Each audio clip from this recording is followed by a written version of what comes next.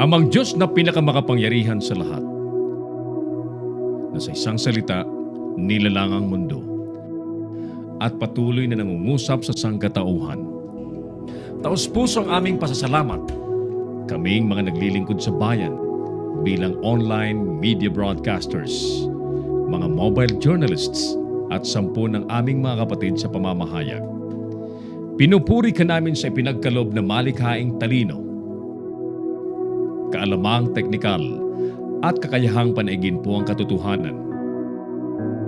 Magtaglay po sana kami ng karunungan, matibay na integridad, malawak na pananaw at makatarungang mga desisyon sa aming mga tungkulin. Naway magsilbi po kaming tinig ng mga mahihina at hamon sa mga makapangyarihan, tagapaghatid ng kaalaman at kaliwanagan sa mga nagugulumihanan. Tulungan niyo po kami na magampanan ang aming mga propesyon sa pinakamataas na antas, lalo't higit sa panahon ng kasalatan, kakulangan ng oras at matinding kompetisyon. Patatagin niyo po kami laban sa mga tukso na sumang-ayon sa kung ano ang nakararami, maghaka-haka, makisama sa mali at ang magmadali.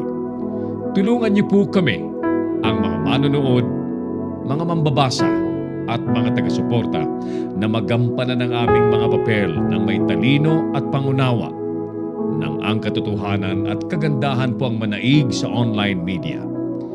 Iniaalay po namin ang panalangin ito sa ngalan ni Jesus na tagapaghatid ng magandang balita, naghayag ng kanyang katotohanan at nag-alay ng kanyang sarili sa sanlibutan. Amen.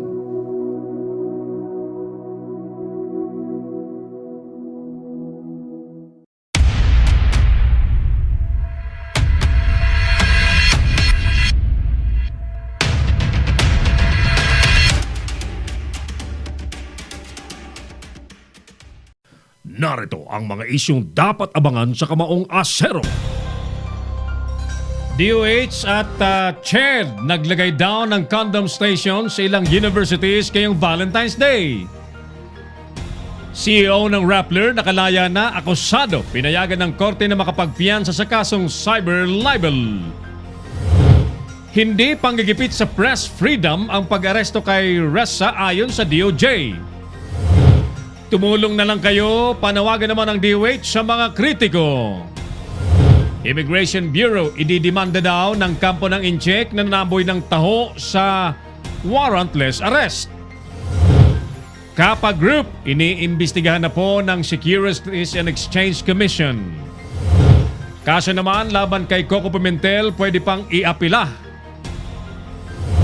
Samantala, COMELEC patuloy pa rin po ang rigudon ng mga direktor. Suspect na nagsunog at pumatay sa ama, binaril ng sariling kapatid, huli na.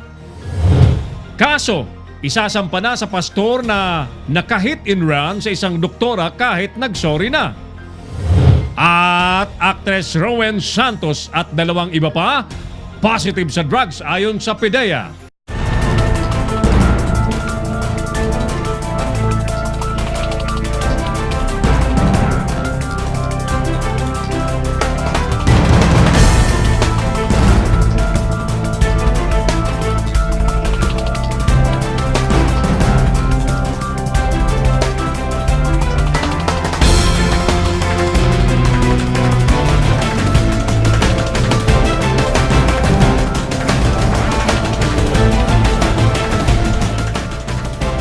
Live from the studios of Leader News Philippines, Errol Dakame of Kamaong Asero starts now!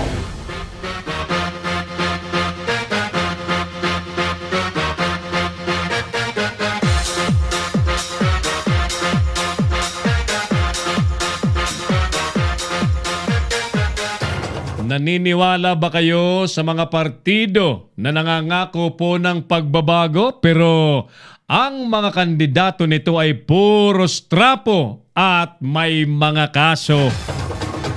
Magandang hapon po sa inyong lahat. Ako na po ito si Errol Dakame. Welcome ng Kamaong Asero sa Leader News Philippines at telecasted po sa Pinoy Extreme Channel.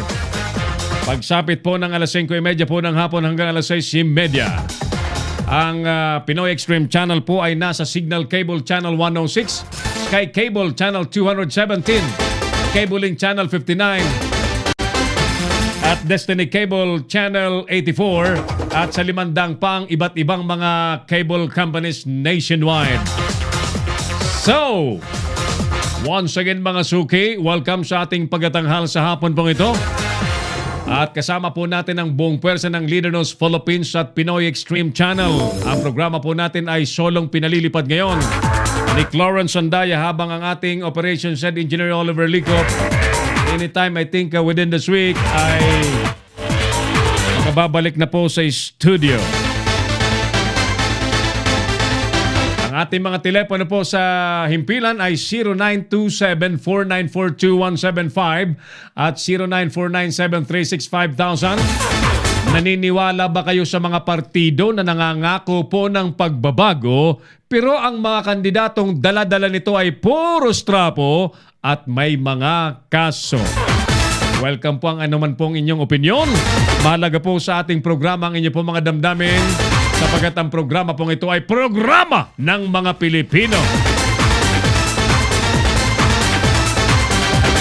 Iratsada na muna natin ang mga reports ng ating mga Leader News reporters para po kayo'y manatiling impormado sa mga nangyayari sa ating bansa. Unahin natin ang ulat ni paring Boyet Guillermo. Mas wedding daw ng Pag-ibig Fund. Tinaluhan ng 1,500 mga mag-asawa na sabay-sabay na nag-I do. Report mula kay partner Boyet Guillermo.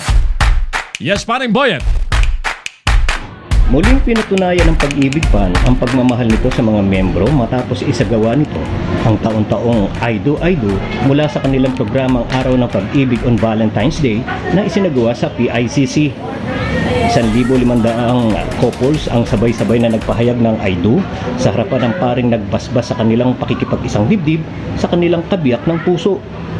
Ayon kay Atty. Karin Lea Franco Garcia, Vice President for Public Relations and Information Services Group ng Pag-ibig Fund. So ang sabi lang po namin ay basta po Pag-ibig member kayo, kung hindi pa Pag-ibig member, mag-register muna.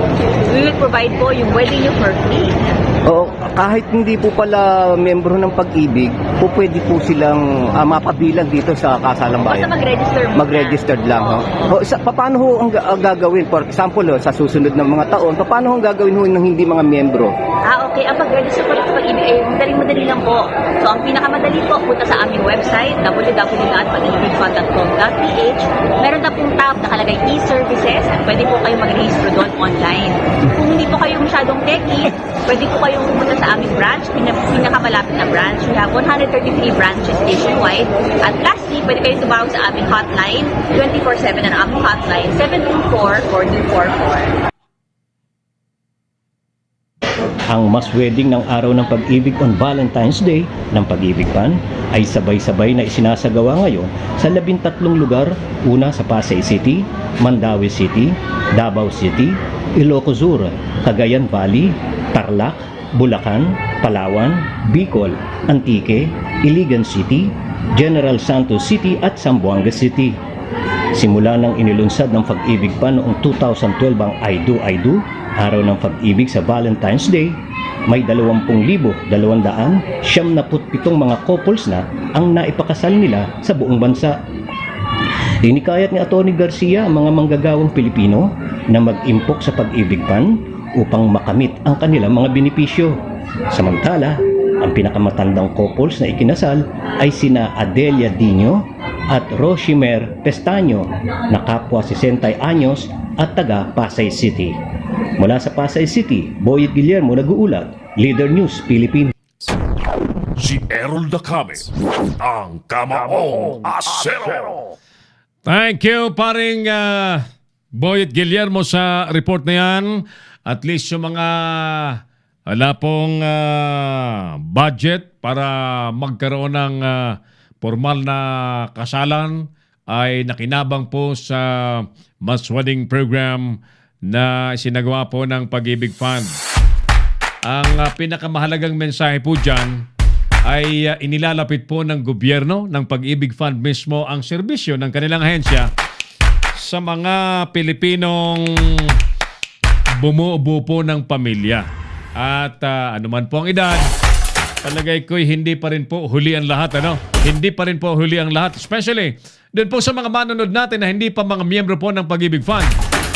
Well, before it's too late, it's better for you to be a member of the Pag-ibig Fund so you can avail of the housing benefits. Marami pong magagandang benepisyo pong ipinagkakalaw po ang Pag-ibig Fund sa mga miyembro. The bigger the contribution that you will remit to Pag-ibig Fund, of course, the bigger also the benefit that you can get. Ganun lamang po yun. Alright? The last time I've known, ang loanable amount sa pabahay po ng Pag-ibig Fund is up to 6 million pesos. Bay, pagkalaki-laking bahay na yun, Clarence. 6 million pesos na available na housing loan sa Pag-ibig Fund. Ang pinaka-requisite, of course, ay yung kakayahan mong magbayad. Ayan.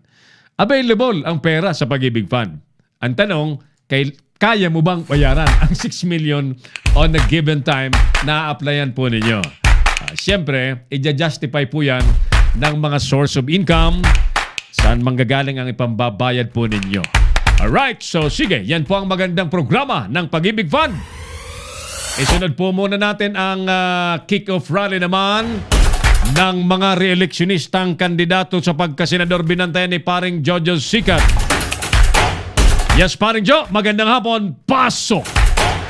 Umarangkada sa Barangay 20 Saragosa Street dito sa Tondo, Manila ang kick-off rally ng mga re-election ni Senators na pinangunahan nitong si Senadora Grace Poe. Dumating sa naturang okasyon sina Senadora Poe, Senadora Nancy Binay, Senadora Cynthia Villar, Senador Aquilino Coco Pimentel III, Senador Sani Angara at ang humabol na si Senador Joseph Victor Ercito. Hindi naman nakadalo ang isa pang re-election ni Senator na si Bam Aquino dahil nagkataon na natapat ang okasyon sa kick-off rally ng mga opposition senatorial candidate sa Naga City, lalawigan ng Bicol. Sa panayam, sinabi ni Po na kaya nito napili ang Tondo dahil dito lumaki ang kanyang ama na si FPJ. Bukod dito, sinabi ni Po na nasa Tondo ang iba't ibang lahi ng mga Pilipino na nanggaling sa iba't ibang lalawigan sa bansa. Nais na iparating ni Po sa mga taga-Tondo ang kanyang nais na ipagpatuloy ang mga nasimulan sa Senado para sa kanyang ikalawang termino. Ayon kay Po, Talhali dahil unang-una, maraming pelikulang ginawa dito sa FH. Pangalawa, ito talagang kalagayan nagpapong kalagayan dito sa Tondo. Makita mo kung ano pinagkaraanan ng mga tao. Wala mo ng drugs, guys. Thank you. Parang sa pag-iikot mo, dito magkakapit bahay lahat. Ilocano, Cebuano, Waray, Bicolano, mga Mindanawan, mga Muslim, lahat nandito. So, magkakasama na sila. samantala nagbigay rin ng kanya-kanyang talumpati itong mga senador sa entablado ng kanilang kick-off rally. Sa kanyang talumpati, iginit nitong si Senadora Villar ang kahalagahan at kakayahan ng mga kababaihan sa larangan ng pagtatrabaho. Pabiro pa na sinabi ng senadora na kaya ito minamahal ni Manny Villar dahil sa masipag itong magtrabaho. Ayon kay Villar,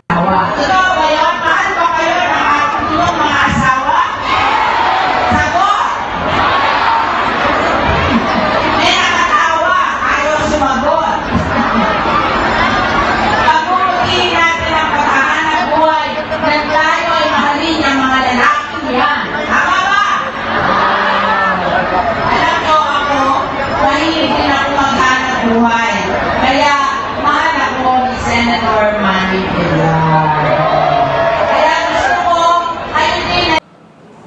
samantalang idinaan naman itong si Senador Pimentel sa kanta at pag-duet sa kanyang may bahay yung pangangampanya kung kumanta pa itong dalawa ng Endless Love. Ganon din itong si Senador Angara na kasama itong kanyang asawa na umakyat din sa entablado bago nagtulumpati sa mga taga-Tondo. Kakaiba naman itong si JB kung saan kasama itong umakyat sa stage ang kanyang ina na si Gia Gomez na nagpakita ng suporta sa senadora. Nagpasalamat naman itong si Binay sa mga tao sa pagtitiwala na ibinigay sa kanya at umaasa na muli itong pagkakatiwalaan sa nalalapit na halalan. Ito si George Sikat, nagulat para sa Leader News Philippines. Si Errol Dacame, ang Kamaong Asero. Talagang umiinit na po ang kampanya ng mga nangangarap na mapwesto pa rin po sa pagkasenador. At sabay na po dyan na umiikot ang mga kandidatong party list. Although normally ang party list ay hindi naman po masyadong lumalantad ang mga nominees dahil ang per se ang kandidato po ay yung pangalan ng party list. Kaya lang siyempre ang mga upo sa Kongreso ay yung mga nominees. Normally, ang isang nominee ay nangangailangan po ng at least 300,000 votes para makakuha po ng isang upuan sa Kongreso. Ngayon, kung makasang milyong boto ang isang party list, ay sigurado ng 3 nominees ang uupo sa Kongreso. Tingnan natin kung sinong pinakasikat at sinong pinakamagaling na party list na gugustuhin po at iboboto ng maraming mga botanteng Pilipino. Samantala, bulto-bultong Cebu pa rin nasabat ng PIDEA sa bahay po ng isang incheck o sa isang Chinese drug lord sa Dasmariñas, Cavite. Ito na yung sinasabi natin. Bakit ba sa kabila ng pagkatapang-tapang na kampanya ng Pangulong Duterte at ng gobyernong ito laban sa drugs, tuloy-tuloy naman ang pasok ng mga bulto-bultong drugs? Pinaniniwalaan daw na bahagi po ito ng 6.4 billion pesos na shabu na galing po sa magnetic lifter na una nang itinanggi ng matatas na opisyal, pero ayan, kumakalat! Detalye! Hatid na sa atin ni partner Jose Coy Laura. Yes, Coy! Kasamang Errol, tinatayang aabot sa 36 na kilo ng mga hinihinalang shabu at mga backpacks ang nasamsam ng mga pinagsanib na puwersa ng PIDEA Region 4A sa pangunguna ni PIDEA Director Aaron Aquino at CIDG Cavite sa pangunguna naman ni Cavite Police Provincial Director Senior Superintendent William M. Sigun ang isinagawang search operations sa utos ng korte laban sa bahay ng isang sospek na si Alexander Jun Wating na isang Chinese national kahapon ng hapon sa Block 37 Lot 7 Citrus Street, Pacific Park Place, Barangay Paliparan ng Dasmariñas, Cavite.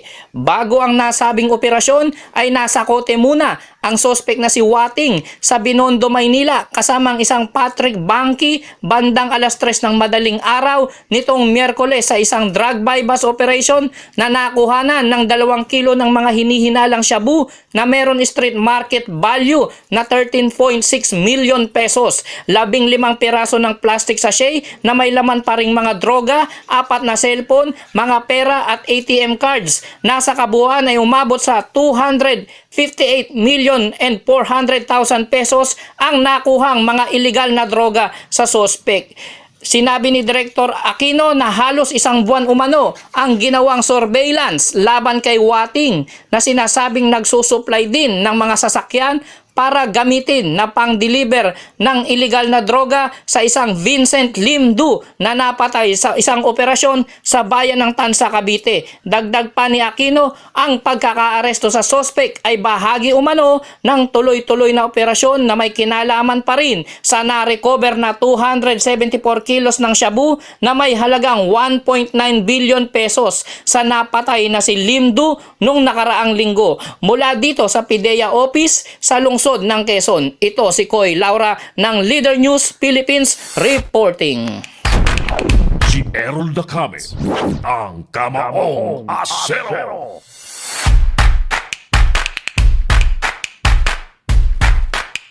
Thank you, Coy. Sa report na yan, yan po ang sinasabi natin. Grabe ang ating pagtataka sa nangyayari po sa ating paligid. Sa kabila po ng tuloy-tuloy naman ang kampanya ng mga otoridad laban po sa drugs, tuloy-tuloy din po itong mga demonyong may hawak po ng drugs na magpasok, magpakalat at magbenta po ng nakamamatay na shabu sa mga Pilipino. Bakit gano'n na lamang po ang lakas ng loob nila? Saan ba sila humuhugot ng lakas ng loob? Marami na po ang napatay, marami na po ang tumimbuang sa mga operasyon ng PNP, pero marami pa rin po ang talagang mga naglalakasan ng loob na naglalako, nagtatago, nagtutulak po at nagsisilbing drug lord sa ating bansa. Basahin ko muna itong initial reaction ni D. Maharlikan Woodpecker. I don't agree. Manoy Jubert Clet dyan sa Australia. Salamat sa panonood po sa tuyang programa Mabalos Tabi. Siya Manoy Jubert ang saro sa tuyang mga pilantropo. One of our philanthropists that keep Mission Tabang Tugang moving. Ayan. Manoy Jubert Berison, babalik ang Leader Knows Philippines sa Tiwel Bay para ilunsad na yung part 2 ng Mission Tabang Tugang upang magsagawa po ng reassessment at ituloy na po yung housing and relocation para sa 500 mga apektadong pamilya na hindi na pwedeng bumalik sa mga landslides and flash floods sa prone areas. Isa pang report mga suki ang ating panoorin. Kayo ba mga suki, paano nyo ba ipinagdiriwang ang Valentine's Day ngayong araw na ito? Paano nyo ipagdiriwang? Bago po ang lahat, Happy Valentine's Day po sa mga nanonood po sa atin. Ano ba ang balak po ninyong gawin? O wala pa kayong ideya kung ano ang paraan ng inyong selebrasyon? Panoorin po muna natin, mas mabuti pa, itong report ni partner Boyet Guillermo. Iba't ibang paraan po ng pagdiriwang po ng Valentine's Day. Alamin! Paring Boyet, pasok ulit! Sa araw ng mga puso, ang magkasintahan ay iba-iba ang paraan para ipagdiwang ang kanilang pagmamahalan. Ang iba ay simple lang, ang gusto ay mag-usap sa matahimik na lugar tulad ng pasyalan, kumain sa restaurant o kaya naman ay sa bahay. Ngunit ang iba ay nais na magtungo sa malamig na lugar. Para sa mga nagmamahalang ito, syempre, hindi mawawala ang bulaklak na pang-alay ng lalaki sa babaeng kanyang minamahal. At dahil sa mensahe ng bulaklak, pagmamahalan din naman ang sukli ng babae sa lalaki. Kaya naman ang ilan sa magkasintahan, ibig gawing makabuluhan at makasaysayan ang pagdiriwang ng kanilang Valentine's Day at ito ay nais nilang gawin sa malamig na lugar. Sa puntong ito, isa sa mga supervisor ng hotel sa Pasay City ang nagpaunlak ng panayam kung papaano nila pinaghandaan ang Valentine's Day. Yun, number one na pinaghandaan namin dito yung availability ng rooms kasi alam naman natin, pati naman natin lahat na bubugso yung mga dating ng tao. So dapat yung aming rooms ay defect-free at ready for selling dun sa ating mga guests na mag-check-in. Sir, as of now, ilang percent na kayo ay book na? Sa ngayon, ngayon weekdays medyo mababa lang occupancy lang nito, mga nasa around 40%. Pero pagdating nito siguro February 14, lalo't matatapat pa to ng weekends, na-expect namin nito mga nasa 80 to 90% yung occupancy nung Samantala sa kabila ng nagmamahal, ang presyo ng bulaklak na panregalo sa mga minamahal sa araw ng puso, mabili at tinatangkilik pa rin ang mga ito. Ayon sa tindera ng bulaklak sa Libertad Street sa Pasay City, kahit ang presyo ng bulaklak nila na mula 1,500 hanggang 2,500 pesos ay nabibili pa rin. Kamusta po ang benta ninyo ngayong araw na to? Okay naman. Kahit nga lang bulaklak, okay din ang benta. Medyo mahal nga lang, pero alam na ng tao. Marami, nakakabenta pa ho kayo sa kabila po ng medyo kukunti pa ho ang tao. Mula sa Pasay City, Boyd Guillermo, nag-uulat, Leader News Philippines. Si Errol Dacame, ang Kamaong Asero. Ayan, so iba't ibang pamamaraan ng pagdiriwang po ng Valentine's Day. Merong gusto lang mamasyal, merong gusto lang kumain, meron din pong gustong ano yan? Magkainan? Magkainan. Salbahay ka, Clores, magkainan. Meron namang magre-regalo ng bulaklak. Ayan. Diyan sa mga lugar ninyo, sa mga flower store or shops, magkano ba ang presyo ng mga bulaklak ngayon? Definitely, pagkakataon po ito ng mga nagtitinda ng bulaklak na magpresyo po ng maganda-ganda. Di ba? Talagang expected na yan dahil sa okasyon, marami ang demand. Therefore, mamahal po ang presyo. Ganyan eh. O bukas, gusto nyo mas murang bulaklak? Bukas kayo bumili. Buy one, take one na yan bukas. Lalo. In fact, dito sa may Burnham Park flower shops sa Harrison Avenue ay yung dati-rating 300 pesos na bouquet, ngayon ay 500 pesos mahigit. Ganun eh. Anyway, yan po ay paraan naman na may parating po natin ang ating pagmamahal sa mga minamahal at iniibig po natin by way of offering bouquet of flowers. At yan naman po ay walang halaga kung pera po ang pag-uusapan, especially kung mahal po ninyo ang taong bibigyan po ninyo. Pero sabi ni paring Daryl Solis de la Vega, di na uso ang bulaklak. Sa ngayon, mahal na yan. Ibili na lang ng uulamin at bigas sa bahay at maging practical na tayo ngayon. Oo naman, di ba? Oo na naman. Sa hirap nga naman ng buhay ngayon. Bay, kung may 500 pesos ka at meron kang 4 na anak, di ba? Mag-iisip ka kung bibitawan mo yung 500 pesos mo na kinayuran mo sa maghapon, kinita mo sa maghapon, nagpatulo ka ng pawis, nagpuyat ka, ay kung ibibili mo ba ng bulaklak or ibibili mo ng bigas o ulam, nasa sa inyo po yun. So, si Sir Daryl sabi niya, maging practical na po tayo. Ayos! Nevertheless, mga kaibigan, ang bati namin ni Clarence sa inyo ay Happy Valentine's Day sa inyo pong lahat at hari nawang maging meaningful po ang inyong mga selebrasyon. Alright, naniniwala ba kayo sa mga partido na nangangako po ng pagbabago? Pero ang mga kandidatong dala-dala ay puro strapo at may mga kaso. Magbabalik po ang palatuntunang Kamaong Asero mga suki pagkalipas ng ilang importante pang paalala. Magbabalik si Errol Dacame sa Kamaong Asero. Bring your business over 1 million TV or online. Reach your target customers anytime, anywhere. Your brand on TV or on the web. Get more customers and grow your business. Advertise now.